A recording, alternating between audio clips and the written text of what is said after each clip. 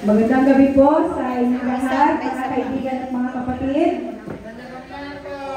Sa atin pong mga magulangin, ay kayo po inaanayahan na namin na kayo pumasok po dito sa ating kapulungan para po tayo patuloy sa ating pakikinig ng mga mensahe ngayong gabi sa kalusugan at sa pang-espiritual na mga mensahe. Atin pong awitin sa pagpapatuloy mo ang ating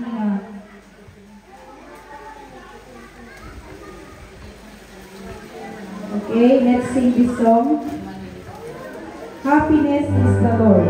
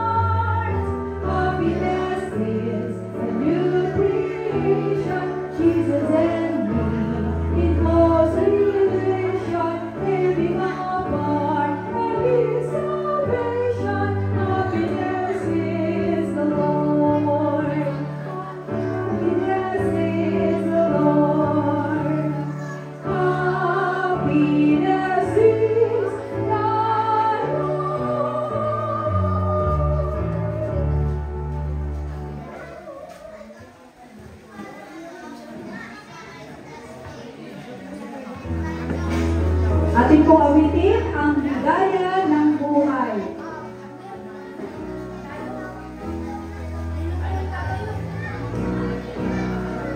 Hanggang buhay, kung kilala mo si Kristo, ligaya ng buhay, kung siya'y malulubos mo.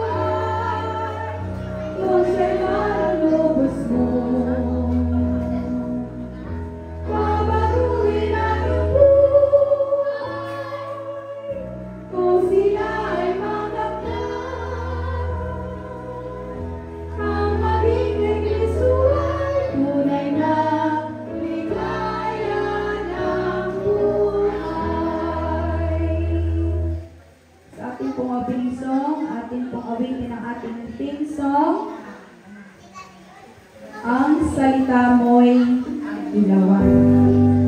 Tayo po'y tumayo lahat, mga kaibigan at mga kapatid.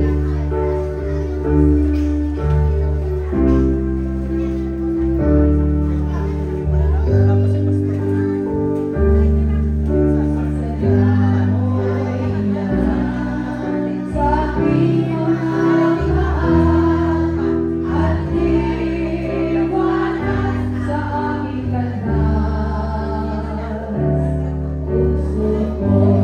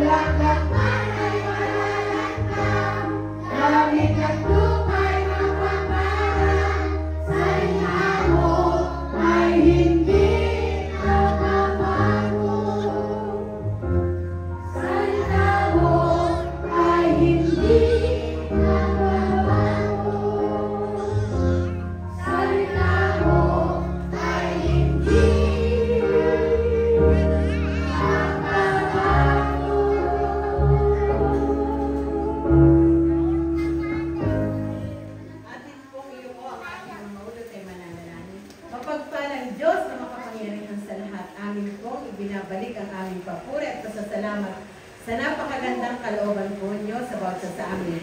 Salamat po sa magandang panahon na ipinagkaloob niyo sa amin sa gabi ito. Amin pong ibinadalangin na nawa po ay ang bawat isa sa amin ay makinabang ng malaki para sa mga kaalaman na tungkol sa inyong diyan sa kalangitan ng mga bagay na makapagdudulot ng kaligayahan sa bawat isa sa amin. Umaasa kami, Panginoon, na pagkakalooban mo po kami ng pagkakataon at ng malayang kaisipan upang sa gayon tanggapin namin kayo bilang personal naming tagapagligtas. Pagpalain po ang bawat isa, gayon din po ang gagamitin ninyong lingkod sa gabi ito. Ito pong aming dalangin sa pangalan ni Jesus. Amen. Amen. Isang mapagpalang gabi po sa ating lahat, sa amin pong mga kapatid at sa ating mga kaibigan na naririto. Tayo po ay magpapatuloy sa ating programa.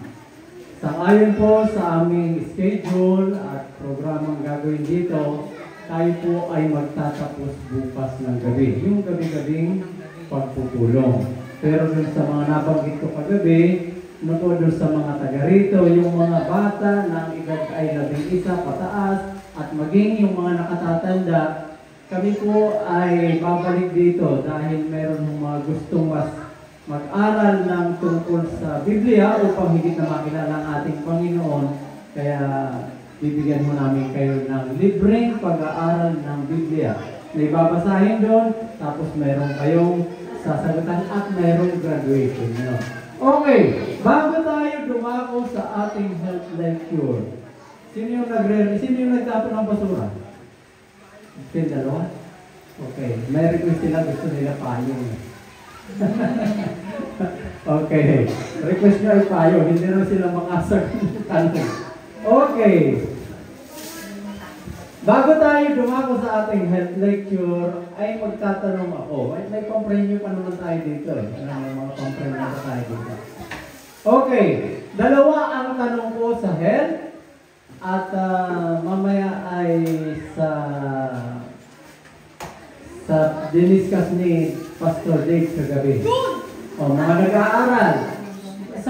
Nung tayo yung mga nag-aaral at yung nag-aaral ngayon, pag mayroong question, hindi po ba pwedeng ang sagot ay true or false? Pwedeng fill in the blank. Pwedeng matching type. Mayroong enumeration. At yung medyo malalaki na, ay mayroon hong mga essay. Alam mo, may mga essay. So mamaya, ang tungkol sa lecture ni Pastor Dave ay hindi ho tanong na sasagutin, kundi ang aking pumihilingin ay isang parang essay. Ano ho? Okay. Babanggitin ho ninyo kung ano ang inyong natutunan particular kagabi. Pwedeng isang sentence na mahaba, pwedeng 2 hanggang 3. Ano po? Okay. Ang unang tanong tungkol sa health lecture kagabi, kasi magsi 6:30 na. 6:30 na pati yata. Mayroon daw 4 na bahagi ang ating utak. Magbigay. Mga loob yan eh. 4 na loob. Kahit magbigay lang ng 2, kung hindi malalahat, na uri. Yung kung 4 na loob yun eh. Di ba? Binanggit ko na yung loob eh. 4 yun eh. Pwede magbanggit ng 2, kung ma-perfect yung 4, lalo magaling. Sino? Natatanda siya, iba na ang utak ng babae. Mga kapatid, mga kaibigan. Anong mga loob? Yung binanggit kagabi. 4 yun. Mayroon sa pagdidesisyon, mayroon sa mga pakiramdam, mayroon sa... maaari kung hindi nyo narinig kagabi, makauna pa, Ate Leilani. Ano? Yung mas mahirap ang pinili. Talaga naman. Nakabangi si Ate Leilani ng 2. Mayroon pa akong isa, di ba yung pangkaraniwan? Ano yung isa? Frontal lobe. Okay, Ate Leilani, anong gusto mong regalo? Hindi na pwede itong payong. Doon na ito sa nagtapon ng basura eh. Alcohol. Okay.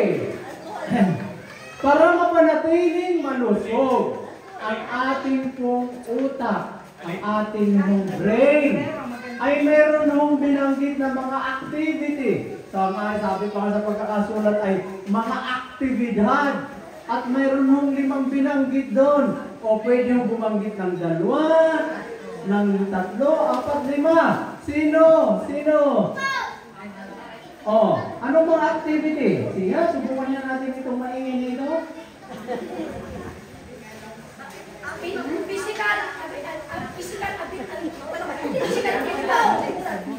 Physical abilidad? Mayroon na tama yung isa eh.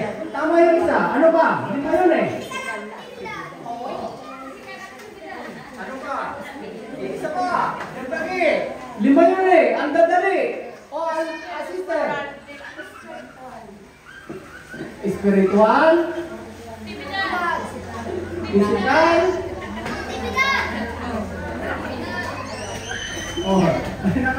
Nakatama naman ito. Ulitin natin. Ang sabi po ay physical na aktibidad ay nakakatulong sa atin upang maging malusog ang ating. At yung panghuli ho ay spiritual. Yun hong social. Yung mental. Nutritional. Yung mga kinakain mo natin. Okay. Ate, anong gusto mo? Sumama rin naman itong 2 bata eh. Ate, anong gusto nyo? Pang-BP? Alcohol o ano?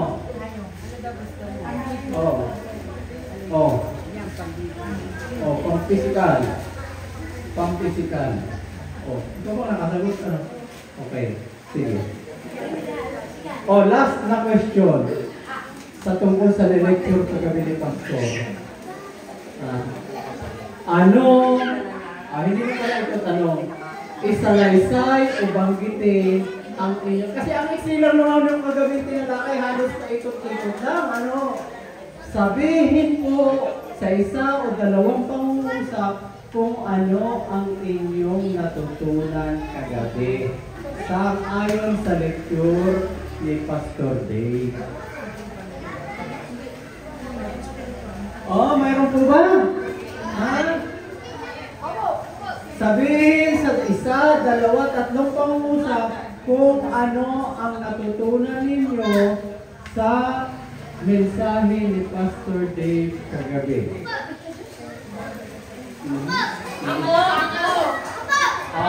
natin. Kaya sa nagbibigay ng liwanag. Parang malayo-layo. Bawat alam natin na. Pero yung kagabi, may kinalaman sa kasalanan, sa Espiritu Santo. Hindi gano'n. Okay. Medyo may kaugnayan, pero yung malapit-lapit. Nalilimutan na po ba? Ay, kung wala mong makakasagot, ay tayo po'y pupunta lang sa health lecture. Okay. Ang sabi po, kagabi ay ang ating mong pinag-usapan ay tungkol sa kasalanang hindi mapapatawad. Ano daw po yun? Yung pangungusong laban sa Espiritu Santo. Ang dali, hindi po ba? Yun ang halos. Hindi po ba? Kahit anong kasalanan natin nagawa, kapag tayo po ay humingi ng tawad, patatawarin. Pero yung kasalanan, hindi natin humingi ng tawad, kahit tayo yung kinukonsensya na, ay walang kapatawaran. Ngayon po ay ibigay natin ang ating health lecture kay Sister May Garcia, Beckett, Robert din. Siya po ay isang retiradong nurse. Siya po ay naglingkod sa Ibayong Dagat sa Amerika, pero ngayon po ay kapiling natin ngayon at meron po siyang mahalagang ibabahagi sa atin hanggang sa tayo po ay dumako na rin sa ating main part sa gabi ito. Magandang gabi po at welcome sa ating lahat. Masaya pala dito.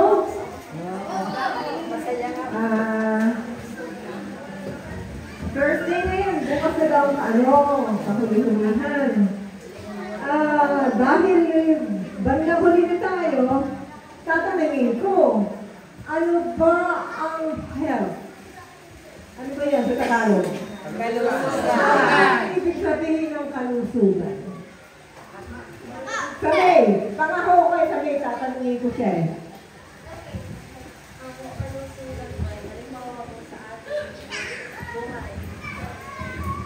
Sa buhay po natin, tayo po ba ay healthy or hindi?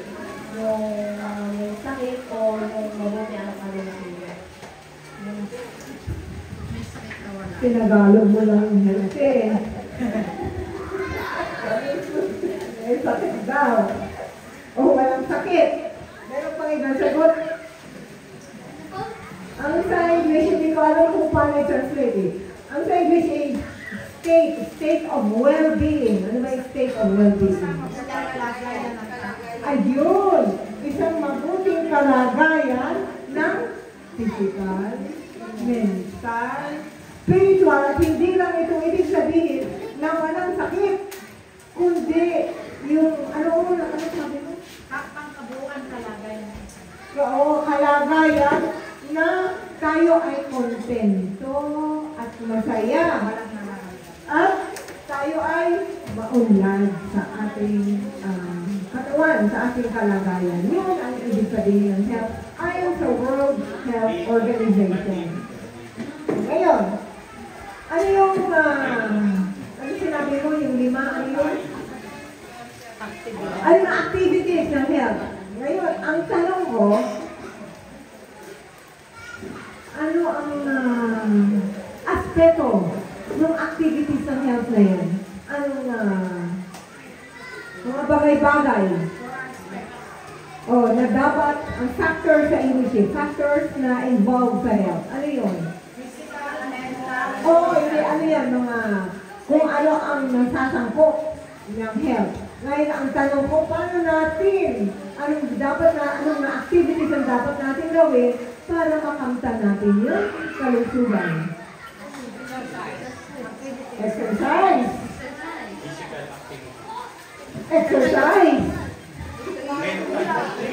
Mental active. Exercise ang mental.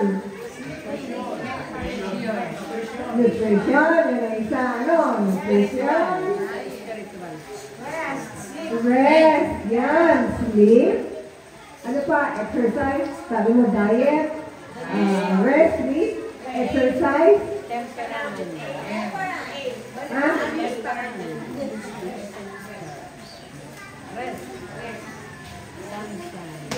Marami, alam niyo yun.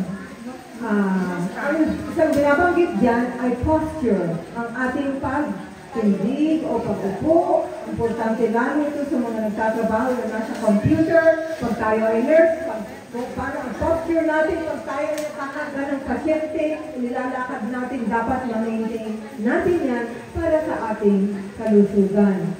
At ang dalawang bagay pa na pinanggit tungkol din sa kalusugan na yan ay iwasan ang alcohol, stress din. Alcohol at tobacco, yan, smoking. Yan ano? Ngayon, alam ko na pag-aralan nila yung mga limang bagay na yun. Tayo ngayon, ang aking gusto talakayin ay ang tungkol sa sleep, pagtulog. Bakit natin kailangan ng pagtulog? Para maging malusog. Ano ba ginagawa ng tulog? Pahinga. O, yun nga. Sleep. Tama. Bakit kailangan natin ang pahinga? Yan, ang isang bagay, ang ating katawan, pag tayo parang ano tayo, para tayong lobat. Yung ayon sa definition, lobat na tayo, habang tayo nag-i-sleep, doon tayo nare-recharge at binibigyan ulit ng lakas pag-gising natin. Paano tayo natutulog?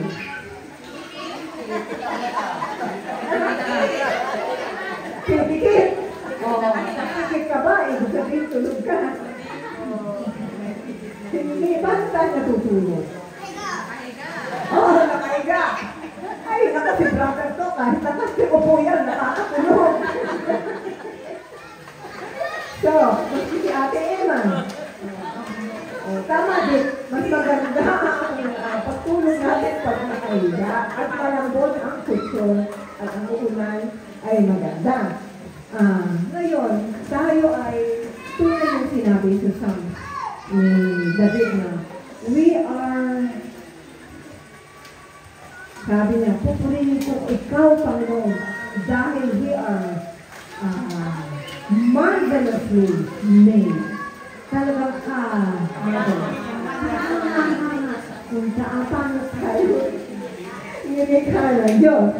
Ang ating katawan ay may tinatawag niya na orasan, internal clock. Tayo, pag ang ating brain, pag nagdidilim na, nawawala na, hindi ito ilaw na dito, pag nawawala na yung araw, nagre-release ang ating katawan ng tinatawag, hormone na tinatawag na melatonin. At yun ay tayo ay nakakatulog.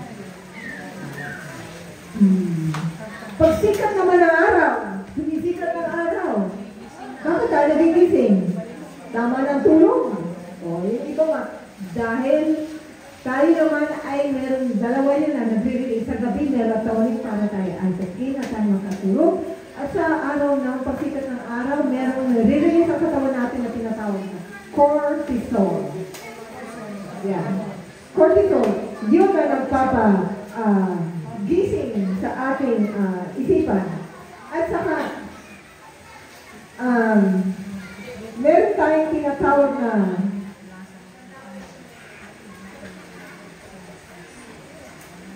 circadian, meron tayong rhythm sa ating internal sa ating circadian rhythm na. Yun na tinatawag, meron tayong sarili nating biological na clock kung kailan natin gusto matulog o gumising.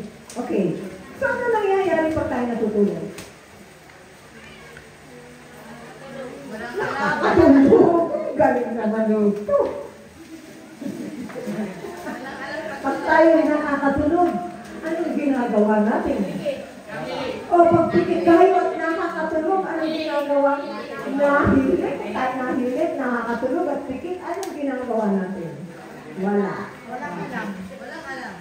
Anong kondisyon ng ating katawan? Parang patay. Okay. Merong 4 stages ng ating pagkakatulog. Unang-una, stage 1 ay yung mga konting minuto lang tayo. Yung medyo tayo between yung medyo gising pa at medyo nakakatulog na. Yun ang stage 1 na tinatawag natin. At medyo nagre-relax na ang ating mga muscle at medyo nag-slow down na ang ating paghinga at ang ating heartbeat. Meron naman stage 2. At yun din ay mas malalim. Dito na tayo nagtutulong ng laway. Ayan. At mas malalim pa yung pagtulog na yun at patuloy ng ating heart rate at ang breathing ay bumabagal at ang bumabagal. Ngayon, stage 3, yun ang pinaka-importante sa ating pagbibigay ng pag-recharge sa ating yung battery. Doon sa stage 3 na yun ay yun ang ibibigay na tayo ay magiging alerto at sa kinaumagahan at yun ang panahon ng ating pagtulog na pinakamabagal na ang ating presyon, ang ating heartbeat at ang ating paghinga at ang ating muscle ay relax na. At ang ating, alam niyo ba, pag tayo natutulog, ang ating mata ay tumitigil. Pag umpisa pa ng mata mo, ang ating natutulog, nakapikit tayo pero ang ating mata ay gumagalaw. So stage na ito, pati ang ating mata ay hindi na rin gumagalaw, tahimik na. Ang huling stage, ang tinatawag natin na REM, Rapid Eye Movement, REM. At yun, ang panahon na ang ating mata, rapid, katulad ng definition, rapid eye movement, ang nakatalaga natin, pag titingnan mo, ay ang bilis yan, rapid eye movement. Bakit kaya? Hindi ko lang. Nalimutan ko ang sagot. Naglilinis ang mata? Pag pinuntahin mo, ang bilis nun. At ang ating paghinga, ang heartbeat natin, ang presyon ng muscle natin ay bumibilis na ulit. Itong 4 stages na ito, paulit-ulit ito habang tayo natutulog. Mga 190 minutes ito, tapos babalik na naman sa stage 1, stage 2, stage 3, at stage 4. At yung REM na yun, yung huling stage, doon napoproseso yung mga ating halimbawa, yung naintindihan mo ngayon, yung natutunan mo ngayon. Mamaya pagtulog mo, yung sa 4th stage, doon na-i-implant sa ating brain na parang yung memory nandoon, yung ating natutunan. Doon sa REM na yun. Kaya importante sa ating pagtulog na meron tayong REM. Okay. So, bakit natin kailangan matulog? Para makapahinga po. Dahil kailangan natin ng mag-recharge at ito ay nagpakontribute sa ating kalusugan. At naiiwasan ng mga ibang sakit dahil ang kulang sa pagtulog ay lilit ito sa diabetes, cardiovascular disease, cancer, at hindi lang yun. Pag tayo ay kulang sa tulog, anong nangyayari? Tama, initin ang ulo, mahina ang ating pagkakaintindi, pag tayo mag-drive, hindi mabilis ang ating reflex function. So, paano tayo matulog? Anong makakatulong kasi yung iba sa atin? Yung mahirap matulog. Ano makakatulong sa atin sa mabuting pagtulog?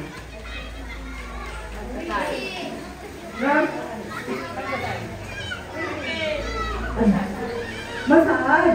Uy, gusto ko yan. Ay, kung walang taga-masahe. Kung wala sila kasama.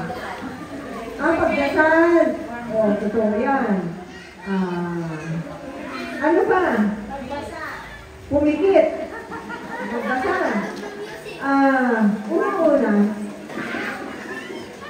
dapat meron tayong schedule ng pagtulog at regular na schedule natin yun. Para yun ang nalilmaintain natin araw-araw. At dapat ang ating temperature sa ating kwarto hindi malamig. Hindi malamig. Tama lang sa ating katawan. At ang ating environment ay maayos. Sa bagay, tayong Pilipino, okay lang na walang kutsyon. Ano na rin, komportable tayo kahit nasa papan. Okay. At saka yung ilaw, kung pwedeng madilim. At talagang mahindi ang tulog natin. At ano pa? Anong ginagawa natin bago matulog?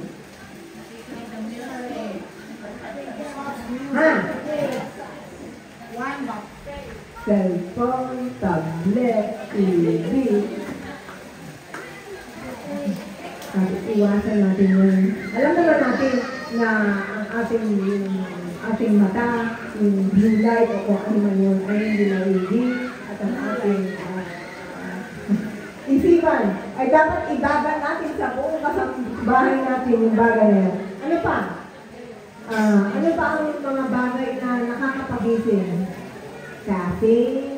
Ano ba yung kape? Kape. Saan? Tama, alak. At saka, yung pag tayo kumain ng madami. Kaya iwasan natin alcohol, caffeine, large meal. Bago matulog. Sabi nga nila dapat 5 hours before tayo matulog. Kung tayo tutulog ng alas 10, dapat alas 5 pa, yun na ang kain natin. Anong oras ka kumain? Kailan pa kayo mag-serve ng sopas na masarap na yun?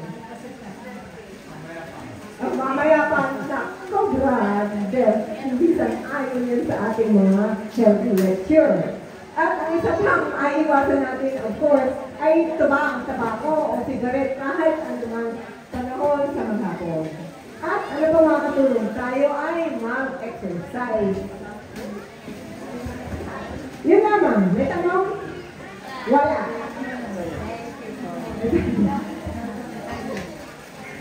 May tanong? Wala akong sagot. Kailan po nangyayari yung repair po ng cells, ng mga rejuvenation? At saan yung mami?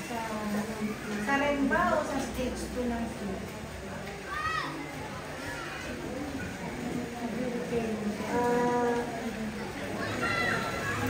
Sabi sa stage 3 tayo na re-refresh. Sa buong gabi, habang tayo natutulog, yun ang nagre-repair ng ating mga cells na pako. Yung buong lahat ng stage natutulog.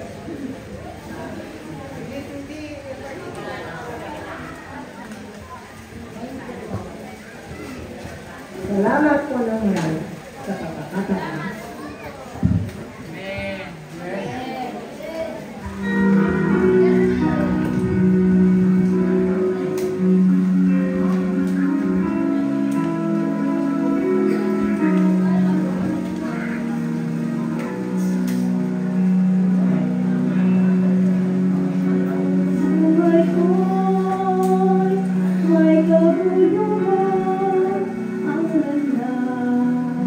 Walang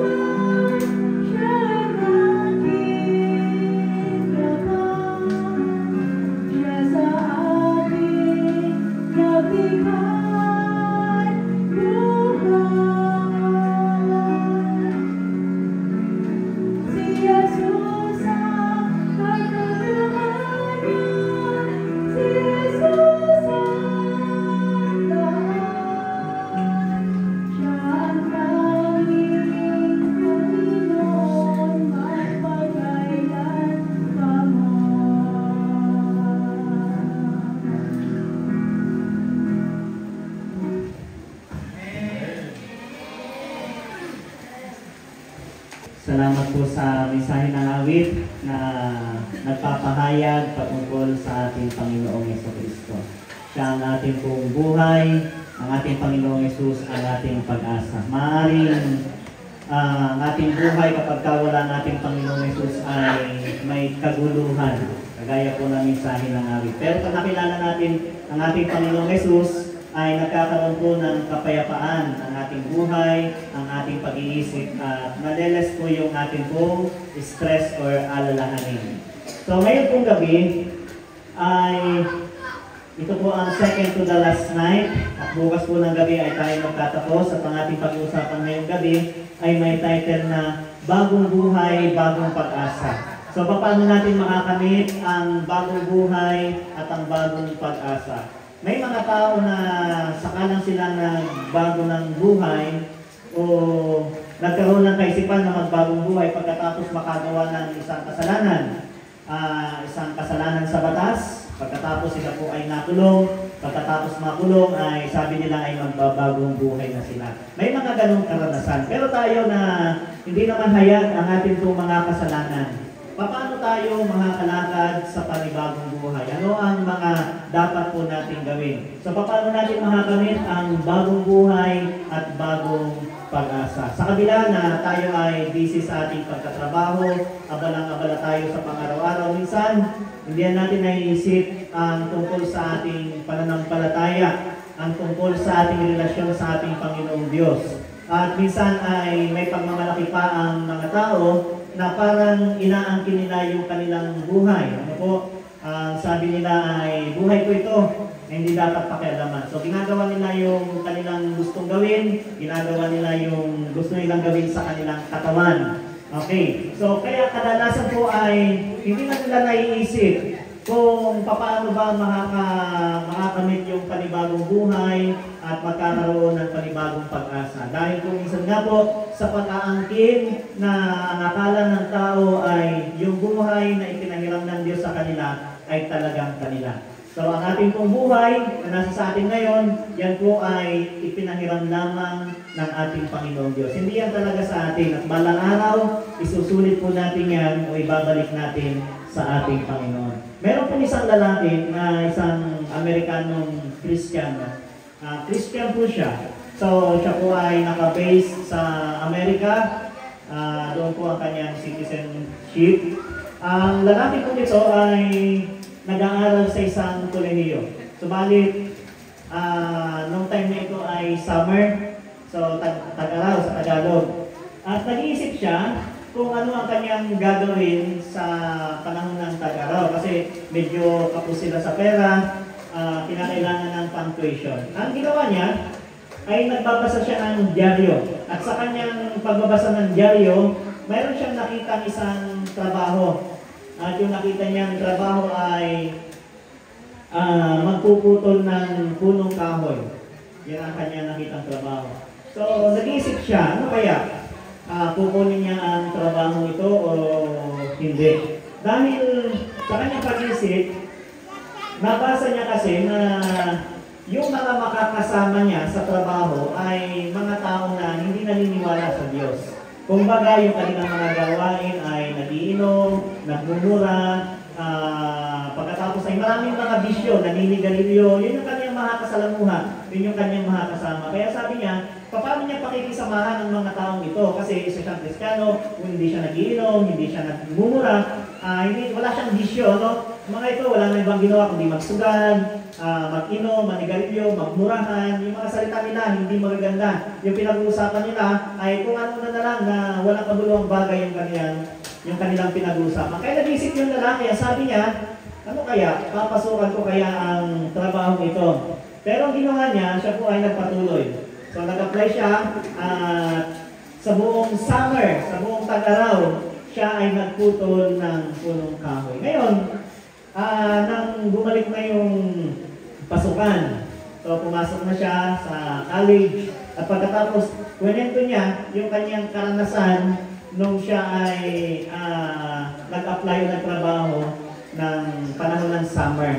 Kwento niya sa kanyang mga kabarkada, kwento niya sa kanyang mga classmate na kapwa niya, kapananampalataya.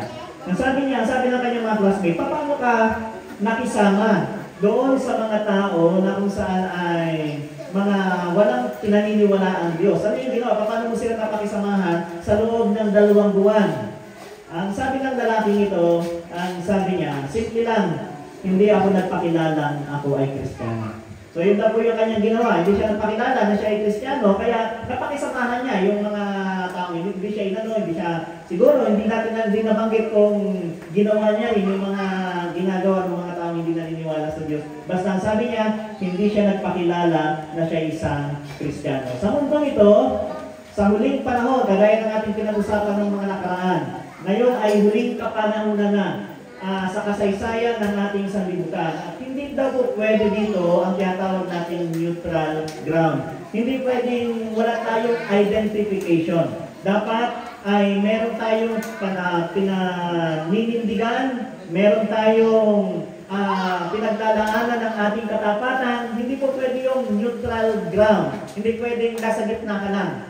Dahil sa panahon ngayon, kung wala ka sa Diyos, automatic po yun, ikaw ay nasa panig ng kaaway, ni Lucifer, or ni Satanas. Kaya dapat, alam natin kung nakanino tayong panig. Walang neutral ground. Ano po? Saan ka ba? Sa Diyos o kay Satanas? Hindi pwedeng sa o. Ano po? Hindi pwedeng doon sa neutral ground. Dapat ay isa lang. At alam niyo po, sabi ng isang pastor, ang ating pong pananampalataya ay parang hairline. Parang guhit lang ng buhok yung ating pananampalataya. Na kapag hindi tayo sa Diyos, automatic na talagang doon na tayo sa kaaway. Okay, so ganyan po. Ang Diyos ay tumatawag sa bawat isa sa atin na tumayo sa kalagitnaan ng publiko. Tinatawagan tayo ng Diyos na tayo magkaroon ng paninindigan. Tinatawagan tayo ng Diyos na tayo ay maging tapat sa ating Panginoon. Tinatawagan tayo ng Diyos na tayo tatayo sa ating pong pananampalataya. Paano po tayo makakatayo sa ating pananampalataya? Kami po mga Seventh-day Adventists, para sa kalaman po ng lahat, kami ay madalas na tumatayo sa mga ganyang pagsubok, sa mga challenge sa amin pong pananampalataya. Nitong mga nakaraan lang, 2 estudyante ang lumapit sa akin at humingi ng letter para ma-excuse sila sa araw po ng Sabat. Ano po? Para sila po ay hindi maka-attend ng araw ng Sabat. Kasi sa amin, mahalaga yung araw ng Sabat. Yan po'y banal, hindi namin ginagawa yan yung mga activities na makamundo. Hindi kami nanonood ng TV, hindi kami nanonood na kung wala mo sa YouTube. Sa araw po ng Sabat, di kami nagpapatugtog ng mga music, ng mga love song, na music, lahat ay religious ang amin pong pinapatugtog. Hindi rin kami pumapasok kung nagtatrabaho ng araw ng Sabado. I-discourage namin ang aming mga kabataan na kung may pasok ng Sabado ay magpaalam sa guro at pagkatapos ay mas unahin ang Panginoon dahil yung araw para sa Panginoon.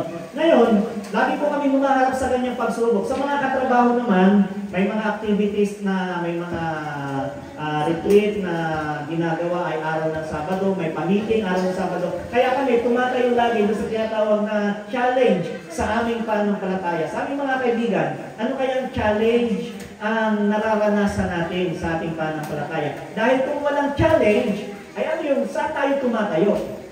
Kung walang challenge, saan tayo tumatayo? Alam niyo po, ang Diyos lagi nagbibigay ng challenge. Tandaan natin. Pag hindi tayo sinusubok ng kaaway, ibig sabihin, kanya na tayo. Hindi tayo binibigyan ng pagsubok pero yung sa Diyos, lagi yung tinitira ng kaaway, lagi yung sinusubok, lagi yung binibigyan ng mga challenges kasi gusto ng kaaway na lumayo tayo sa Panginoon. Kaya pag wala tayong challenge, wala tayong pagsubok, hindi tayo sinusubok sa ating pananampalataya, pag-isipan natin, baka tayo ay wala sa panig ng ating Panginoong Diyos. Paano tayo mapupunta sa panig ng ating Panginoon?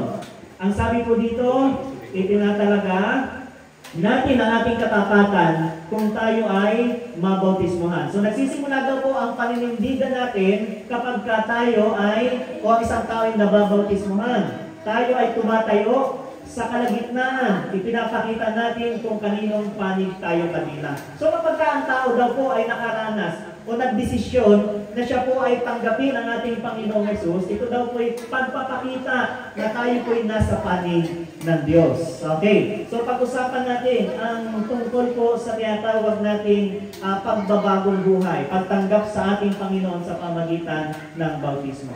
Ano ang mangyayari kung ang tao ay mabautismuhan? May mga na-encounter ako na hindi ko alam kung bakit. Talagang iniisip ko kung bakit. Bakit may mga taong natakot, parang kinakabahan sila pag sila ay pagtatanggap sa Panginoon, pag sila ay babautismuhan. Natakot daw sila, kinakabahan daw sila. Pastor, kinakabahan ako. Bakit nakakabahan?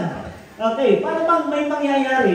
Ano po, parang may kakaibang mangyayari sa isang tao kapag ka tumanggap sa ating Panginoon. May mangyayari po talaga, pero hindi sa negative na pangyayari, kundi isang positive na pangyayari. Ano ba ang mga mangyayari sa isang tao na mababautismuhan o nabautismuhan? Number 1, bawat kasalanan ay napapawi. Okay. So, papawiin ang sabi niya. Yung mga kasalanan, kapag ang isang tao ay tumanggap sa ating Panginoon, ang unang nangyayari ay yung kaniyang mga kasalanan ay napapawi. May mga tao na kinatatakutan ang bautismo. Bakit? Takot ba na mapawi ang kasalanan? So, ibig sabihin, hindi dapat siya katakutan. Dapat ito ay naisin ng isang tao dahil napapawi yung kaniyang kasalanan. Napapatawad tayo sa ating mga kasalanan. Kaya isang bagay siya na magandang gawin ng isang tao o isang magandang desisyon na gagawin ng isang tao. Dahil napapawi yung tinatawag nating kasalanan. Ano? May mga tao na tumanggap sa ating Panginoong Jesus tapos ay nalinis sila sa kanilang mga kasalanan.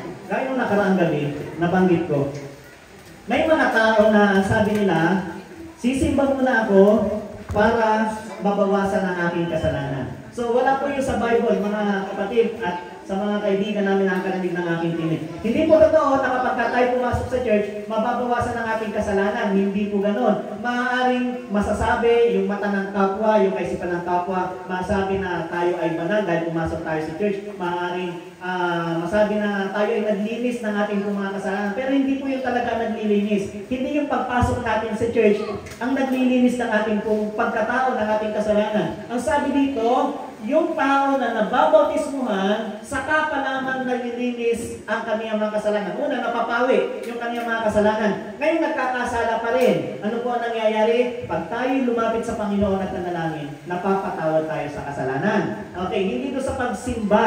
May portion na pwedeng mapatawad din tayo sa pagpunta natin sa church dahil tayo nananalangin doon. Pero yung pananalangin talaga, ang nakakalinis ng ating mga kasalanan kung tayo patatawarin ng ating Panginoong Jesucristo. Hindi yung pagsimba. Yung pagsimba, yan po ay relasyon natin sa ating Panginoong Jesus. So may mga tao na dati ay ganito yung buhay, ano? Ganyan. Makikita natin dati yung kaniyang buhay ay laging sinusundo ng asawa, pasuray-suray sa kalsada, lasing na umuwi, gabi na umuwi, galing sa barkada at makikita ng mga tao na ganyan yung kaniyang kalagayan, ano? At makikita nila na nakahiga na lang sa kalsada. May mga taong dating ganyan. May mga tao na dating lasinggero. At talagang talamak na sugaron. May mga dating tao na mamamatay tao. Dating mga tao na talagang magnanakaw. Pero nang sila po ay makilala nila ang ating Panginoong Hesus at tinanggap nila sa kanilang buhay, may mga tao na kung saan ay grabe ang mga ginagawa nilang mga kasalanan noon. Pero nabago dahil sa pananampalataya sa ating Panginoong Hesus. Marami po akong kakilala. Ako po ay natutuwa sapagkat may mga tao na kung saan ay talagang nakikita ko na nagbago talaga ang kanilang buhay. Ako ay natutuwa dahil unang-una, wala akong kakayanan na baguhin ng isang tao.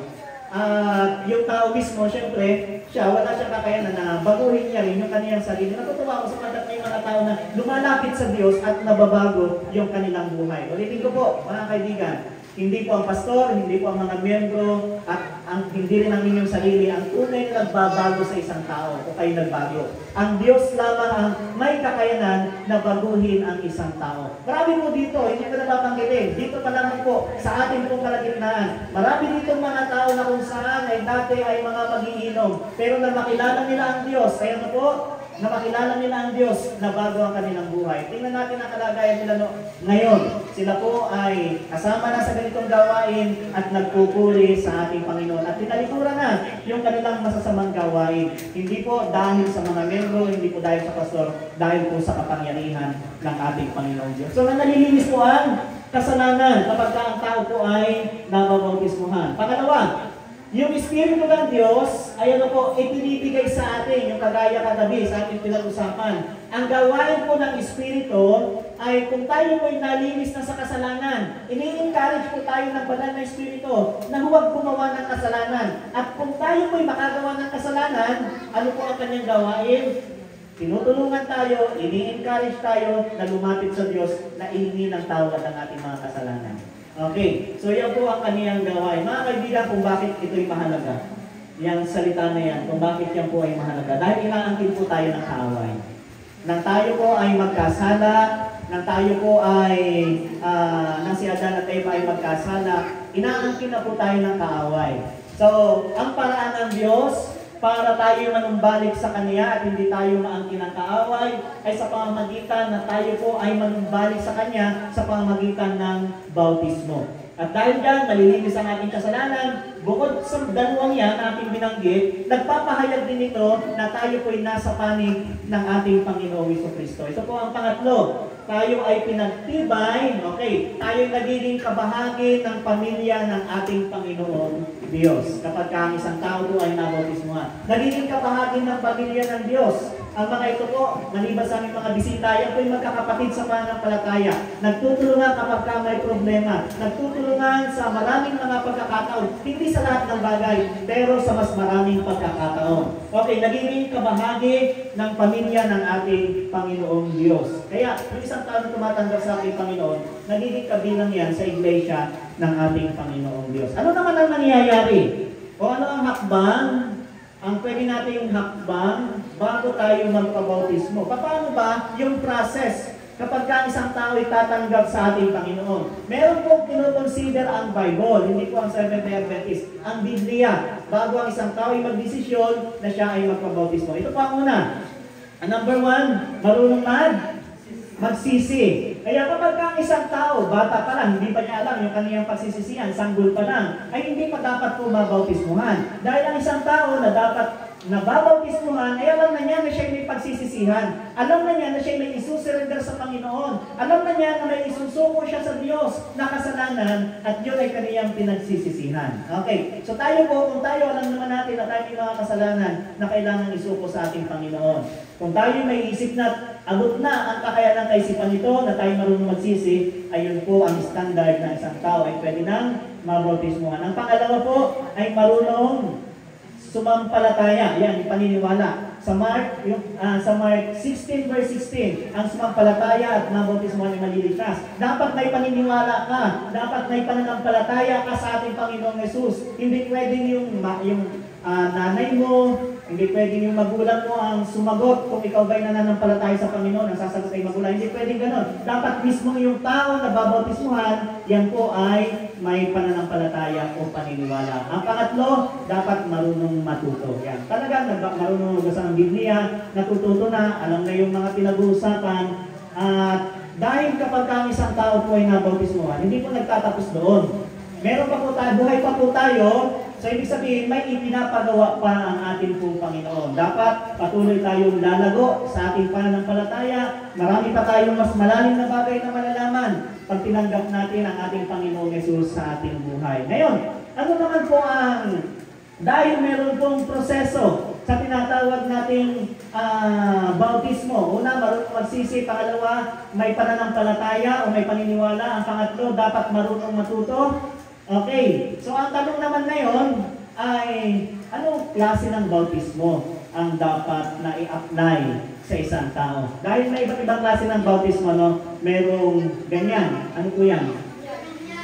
Okay, binyag nga yung bautismo. May binyag na ganyan ang pamaraan.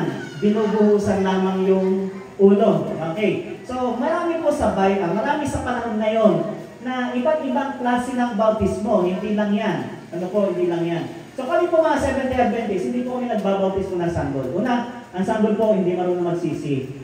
Wala pa siyang isusukong kasalanan. Wala pa rin niyang pananampalataya sa Panginoon. Bagaman in nature, may kasalanan ng sanggol, pero dapat meron na siyang nagawang kasalanan. Alam niyo po ang sanggol, wala pa yung nagawang kasalanan. Nature niya mga kasalanan, pero wala pang aktual na nagagawang kasalanan. Hindi pa siya nakapagsinungaling, hindi pa siya marunong mainggit, wala pa siyang nagagawang kasalanan, ano po, bagaman nature niya ang pagiging makasalanan. Kaya, hindi po kami nagpapa-include ng isang sanggol ay mabautismuhan. Okay, dahil wala pa nga pong pananampalataya. Ngayon, maraming iba't ibang klase ng bautismo o binyag. Meron ganito.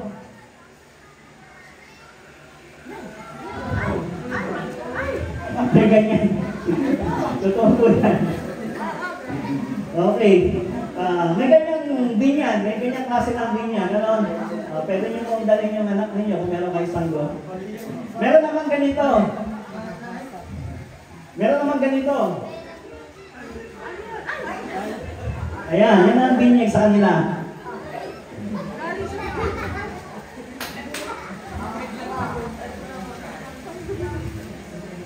O diba? So, maraming iba't ibang larawan ng bautismo. Maraming iba't ibang larawan ng binyag. Merong inilulublog. Pagkatapos, yan, dinuduraan. Binibisika sa pamamagitan ng bibig. At meron din naman ganito, traditional. Okay. Meron ganyan, buhos. At meron din naman olive oil lang, yung gamit nila sa pagbabautismo. Meron din naman na inilulubog lang sa snow, doon daw sa lugar na walang tubig, dahil puno ng snow, yan, inilulubog lang, yun daw po ay bautismo na. Okay, so ngayon, anong klaseng bautismo ang dapat i-apply sa isang tao na gusto magbago at tanggapin ang ating Panginoong Yesus? Siyempre, ang pattern natin, dahil tayo ay Kristiyano, ang pattern natin ay walang iba kundi ang ating Panginoong Jesus. Siya ang pattern natin kung paano dapat nababautismuhan ng isang tao. Paano ba binautismuhan ng ating Panginoong Jesus? Okay? So ang sabi dito, siya po ay binautismuhan ni Juan sa ilog ng Jordan sa papanong pamaraan.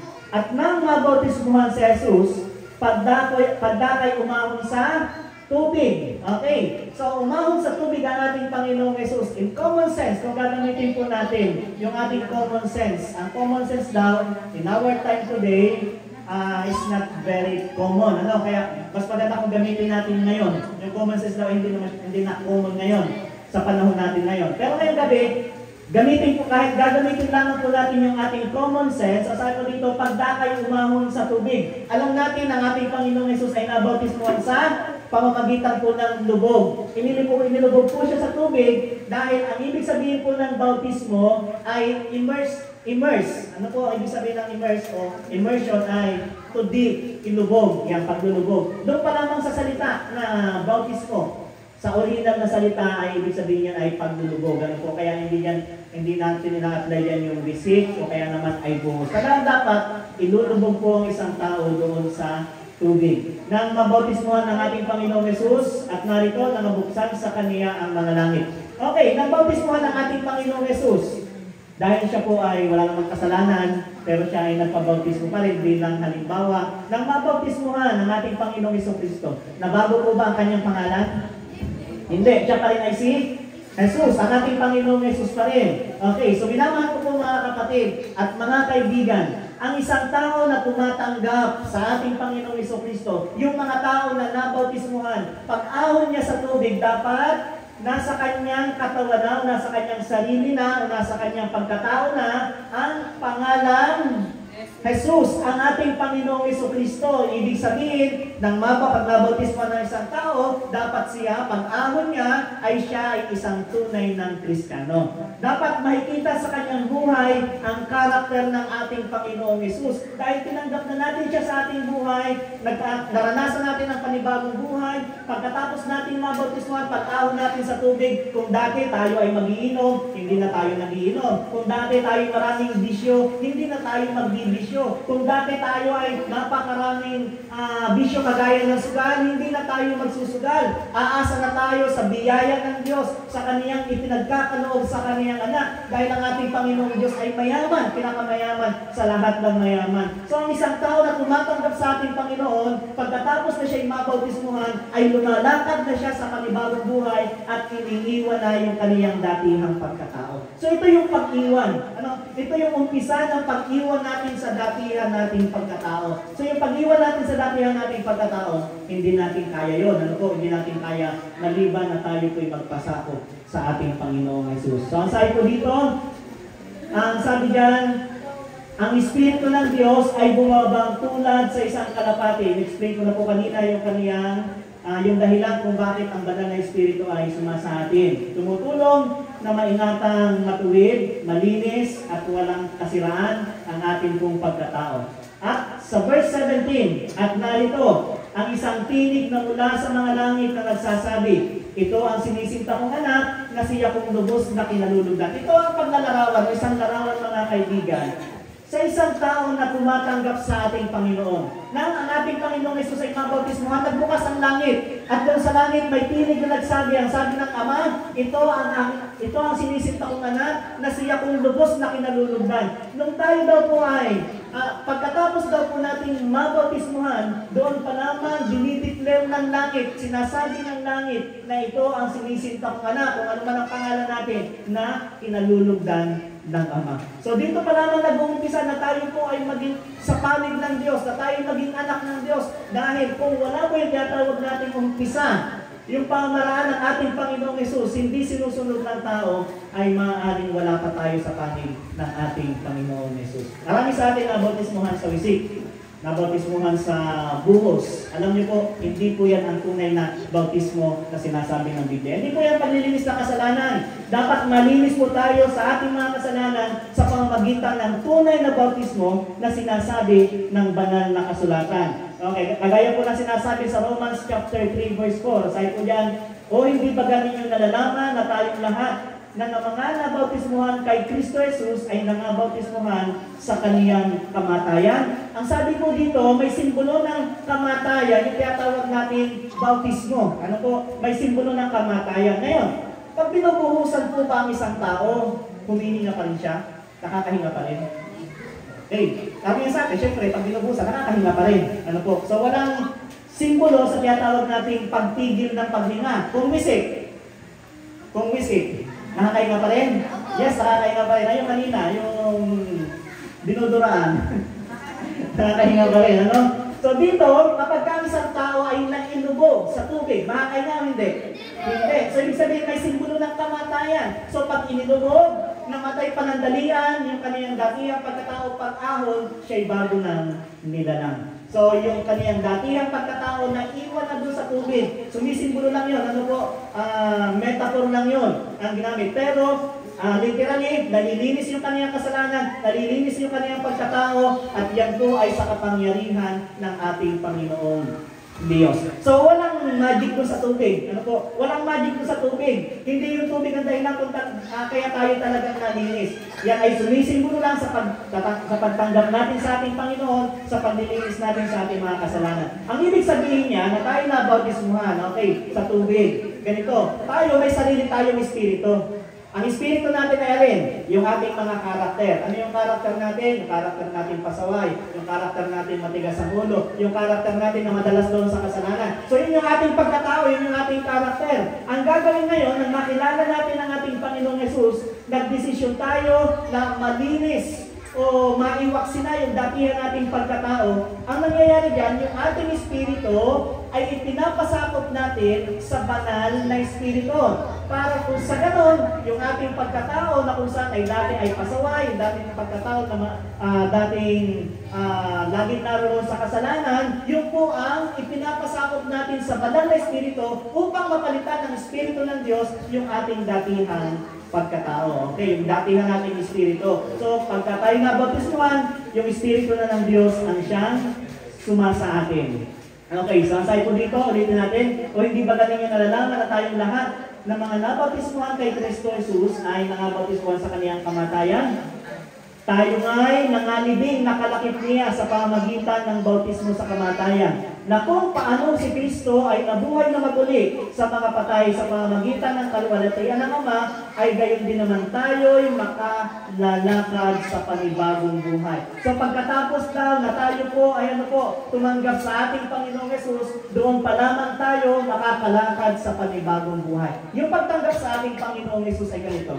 Parang halimbawa, meron pong isang baso dito. Yung isang baso puno po ng buhangin. Okay. So dahil yung baso puno ng buhangin, pag lalagyan natin yan ng tubig, ano mangyayari sa tubig? masasayang, hindi papasok po sa baso kasi yung baso ay puno ng buhangin. So kapag ka isang tao daw po mga kaibigan ay ganyan, yung kaniyang pagkatao ay matigas yung kaniyang puso, kahit anong salita ng Diyos ang ating mapakinggan, hindi po yung papasok, aawas lang yun. Maliban na ano po ang gawin natin? Maliban na ang gawin po natin ay maging open-minded. Alisin muna natin yung tubig doon yung buhangin doon sa baso. Alisin muna natin, maging open-minded tayo, alisin muna natin yung ating mga dating mga tradisyon, yung mga dating nating paniniwala, at sikapin muna natin na maintindihan yung mga aral na kung saan ay ating napapahinggan na turo ng ating Panginoong Hesus. Pagkatapos natin alisin yung buhangin sa loob ng baso, pag nilagyan natin ng tubig, ano mangyayari sa tubig? Malalagyan na ng tubig yung baso. So maliban po mga kaibigan, maliban na alisin muna natin yung pagiging matigas ng ating puso, maliban na alisin natin yan, ay saka pa naman makakapasok ang ating Panginoong Jesucristo sa ating pong buhay kung ating pong empty yung ating pong mga puso para sa Kanya. Pero pag yan po ay matigas, kapag ang puso po na yan ay punong-puno po ng datihan nating pagkatao, mga kasalanan na ayaw natin alisin, mahirap pong makapasok ang ating Panginoong Hesus sa ating pong mga buhay. Dahil saka pa lamang tayo makakalakad sa panibagong buhay pagkatapos na ating tanggapin ang ating Panginoong Hesus. So ang bautismo, una, pagkamatay sa luma at makasalanang pamamaraan ng buhay.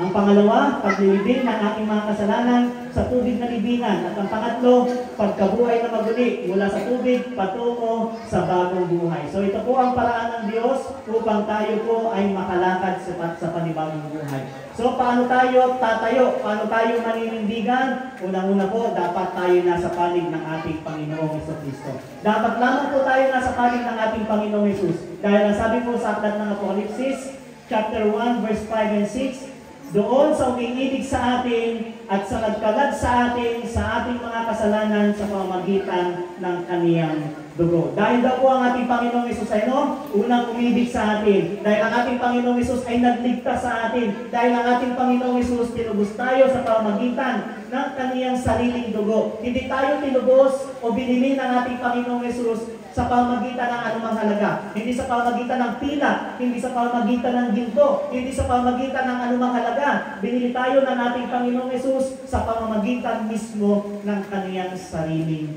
dugo.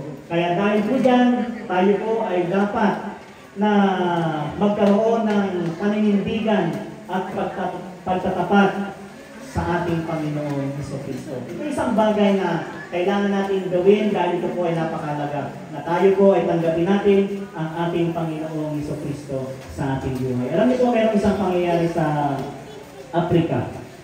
Meron pong isang grupo na matagal nang naghihintay na sila ay mabautismuhan.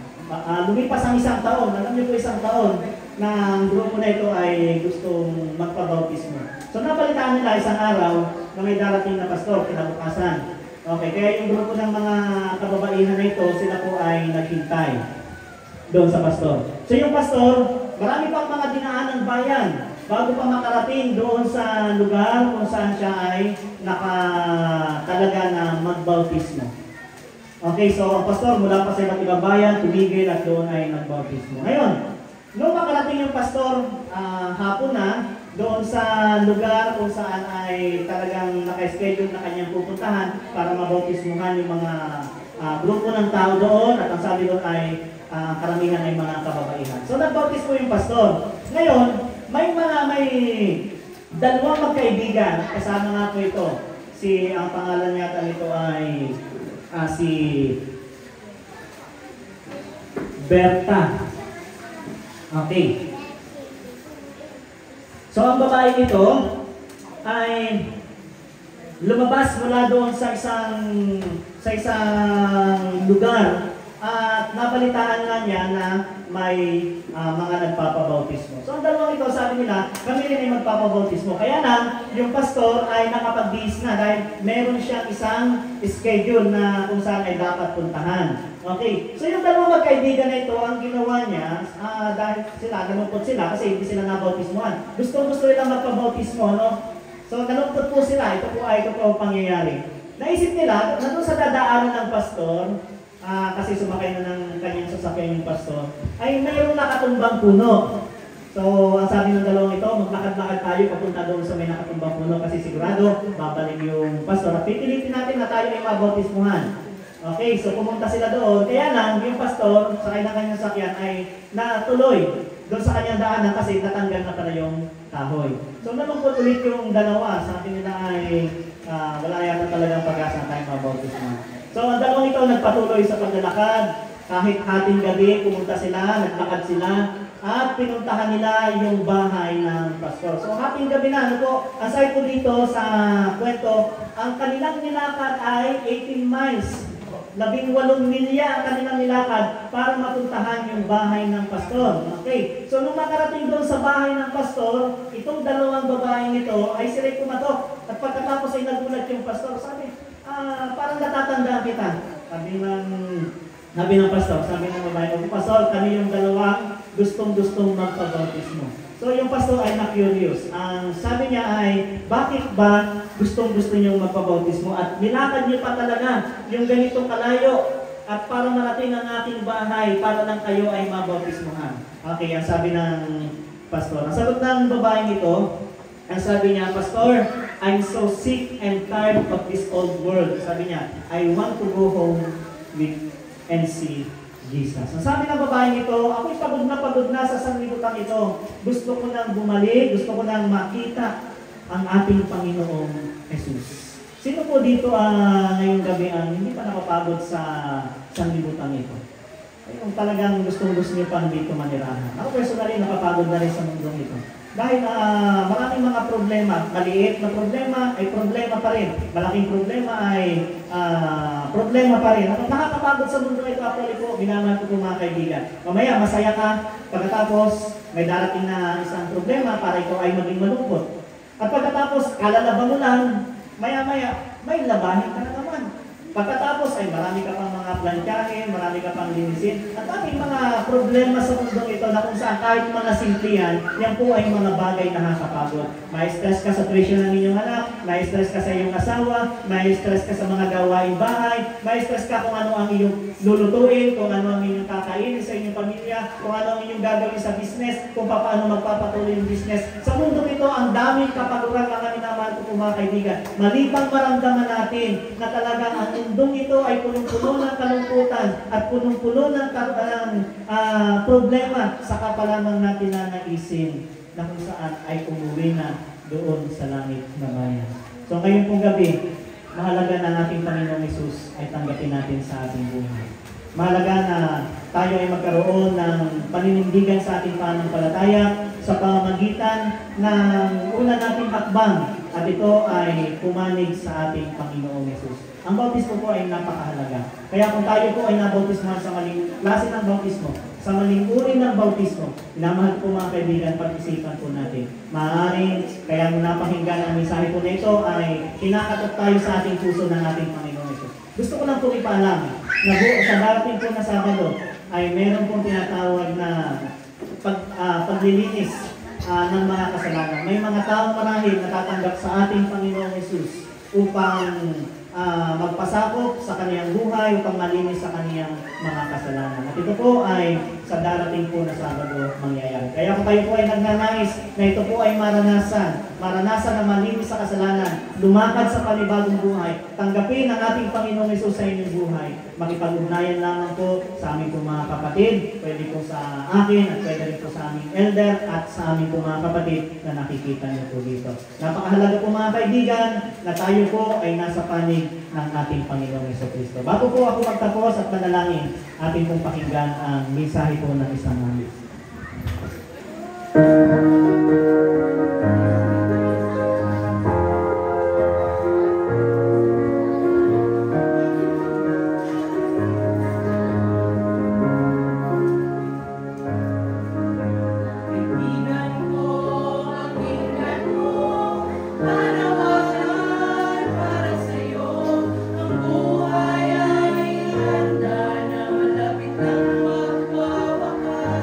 Itong mundo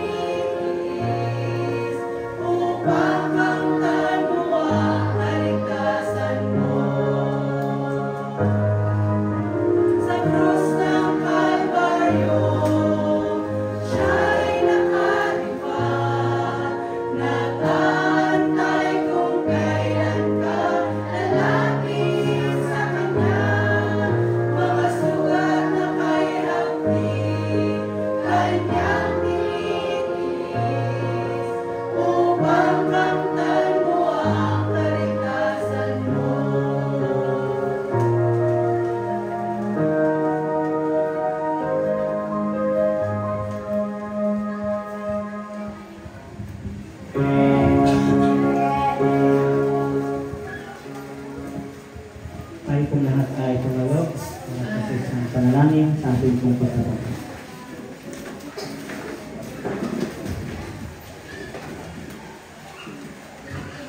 Tayo po'y manalangin. Manaming Diyos na makapangyarihan sa lahat. Kayo po na siyang tumawag po sa amin. Nag-akay sa amin mula sa kadiliman tungo sa kadilagilalas na kalimutan. Kayo na siyang Diyos na nagplano ng kaligtasan upang sa kabila na kami po ay nagkasala at patungo doon sa ikalawang kamatayan ay kayo gumawa ng paraan upang kami po ay iligtas. Panginoon, tulungan kami na kami po ay maging sa panig po ninyo. Tulungan kami na kung hindi pa po namin naranasan na magdesisyon na tanggapin kayo sa aming pong buhay. Tulungan kami na sa aming pong pag-iisip at sa aming pagdedesisyon ay kung ano po ang kalooban po ng banal na Espiritu. Tulungan kami sa mga desisyon ito, Panginoon. Nais po namin na malinis kami sa aming pong mga kasalanan. Nais namin lumakad sa panibagong buhay. Subalit mangyayari lamang ito, Panginoon, kung ito yung pagkakaloob po sa amin at kung tutulungan po kami ng banal na Espiritu. Kaya sa oras po na ito, Panginoon, ay aming pong isinusugo ang aming pong mga sarili sa inyo. Tulungan kami na kami po ay magbago. Narito po ang aming pong mga buhay. Nais po namin ipasakot po sa inyo. Patawarin nawa kami sa lahat po ng aming pong mga kasalanan. Ito po ang aming pong dalangin sa pangalan ng